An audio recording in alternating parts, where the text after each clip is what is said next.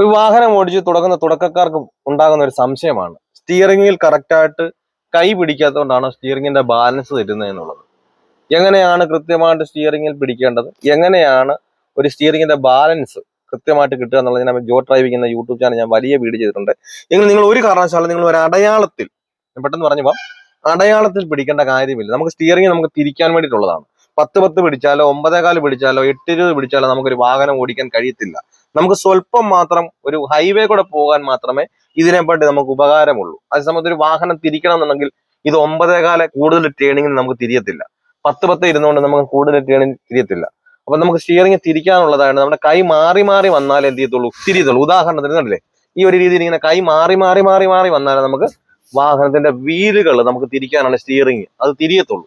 അല്ലാതെ 9.25 പിടിച്ചാൽ ഈ ഒരു രീതിയിൽ ഇങ്ങനെ വരുമെന്നല്ലാതെ ഇതിൽ കൂടുതൽ നമുക്ക് തിരിക്കണമെന്നുണ്ടെങ്കിൽ കൈ ഒടിഞ്ഞു പോകുന്നല്ലാതെ വേറൊരു പ്രയോജനം ഇല്ല. അപ്പൊ നിങ്ങൾ അങ്ങനെ ഒരു കാരണവശാലും നിങ്ങൾ എന്ത് ചെയ്യരുത്, സ്റ്റിയറിംഗിൽ പിടിച്ചുകൊണ്ട് നിങ്ങൾ വാഹനം ഓടിക്കുന്നത്. നമ്മുടെ രണ്ട് കൈയും സ്റ്റിയറിംഗിൽ വേണമെന്ന് മാത്രമേ ഉള്ളൂ. ഇങ്ങനെ കാണുന്ന വീഡിയോസ് കാണുമ്പോൾ നല്ലൊരു കോൺഫിഡൻസ് തനിയെ വാഹനം ഓടിക്കാൻ പേടിയുള്ളവരാണെങ്കിൽ എന്നെ കോൺടാക്ട് ചെയ്ത് നിങ്ങൾ കേരളത്തിന്റെ ഏത് ജില്ലയിൽ നിങ്ങളുടെ സ്വന്തം വാഹനത്തിൽ വന്ന് ഞാൻ പ്രാക്ടീസ് നൽകുന്നത് നിങ്ങൾക്ക് ആഗ്രഹമുണ്ടെങ്കിൽ എന്നെ കോൺടാക്ട് ചെയ്യാം.